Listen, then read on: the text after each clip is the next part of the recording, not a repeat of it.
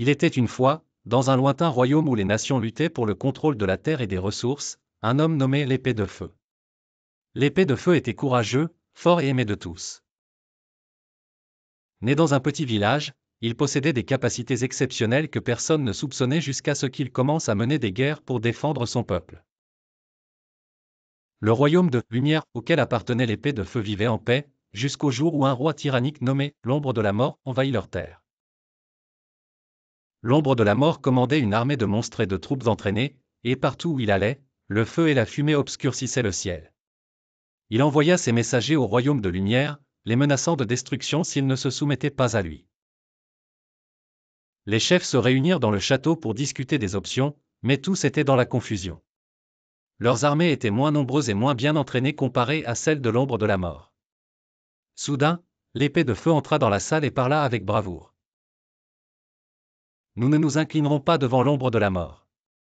Je mènerai l'armée et me battrai jusqu'à la dernière goutte de mon sang. La victoire est à nous, ou la mort avec honneur. La direction accepta sa proposition, et l'Épée de Feu commença à entraîner les soldats et à les préparer pour la grande bataille. Il possédait une épée légendaire ancienne, réputée pour être faite du feu du ciel, et cette épée était une arme extraordinaire sans pareille. L'Épée de Feu mena ses hommes sur le champ de bataille avec confiance et détermination, sachant que cette guerre déterminerait le destin de son royaume. Lorsque l'armée de l'Ombre de la Mort arriva, le spectacle était imposant. Des milliers de soldats monstres se tenaient derrière leur chef maléfique, mais l'Épée de Feu n'avait pas peur. Il se tenait sur une colline et prononça un discours aux soldats.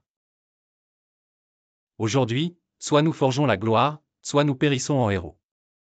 Nos cœurs sont enflammés par la foi et le courage, et nous brûlerons cette obscurité avec nos épées. En avant! La bataille éclata, et le ciel était couvert de nuages de guerre. L'Épée de Feu combattait avec une force inégalée. Il se déplaçait à la vitesse de l'éclair, son épée brillant de feu, découpant les ennemis un par un. L'Ombre de la Mort tenta de l'arrêter en envoyant ses plus grands guerriers, mais ils tombèrent devant l'Épée de Feu un à un.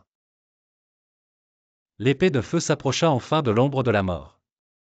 Le combat entre eux était intense, chacun échangeant des coups à une vitesse incroyable. L'Ombre de la Mort utilisait une épée sombre couverte de magie noire, mais l'Épée de Feu était plus fort.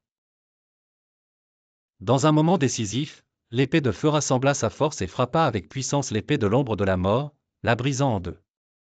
L'Ombre de la Mort tomba à genoux et regarda l'Épée de Feu en disant : « Comment as-tu réussi à me vaincre ? » L'Épée de Feu répondit : « La force n'est pas seulement dans l'épée, mais dans le cœur qui la porte. Mon cœur brûle d'amour pour mon peuple et mon pays, et je ne laisserai pas l'injustice triompher. » D'un dernier coup, l'Épée de Feu anéantit l'Ombre de la Mort, et la guerre prit fin. L'Épée de Feu retourna dans son royaume en héros inoubliable. Le peuple célébra sa grande victoire et l'éleva au rang de légende. L'Épée de Feu devint un symbole de courage et de justice, continuant à protéger son royaume de toute menace. Ainsi, l'Épée de Feu devint une légende racontée à travers les générations, le héros qui affronta l'obscurité et triompha.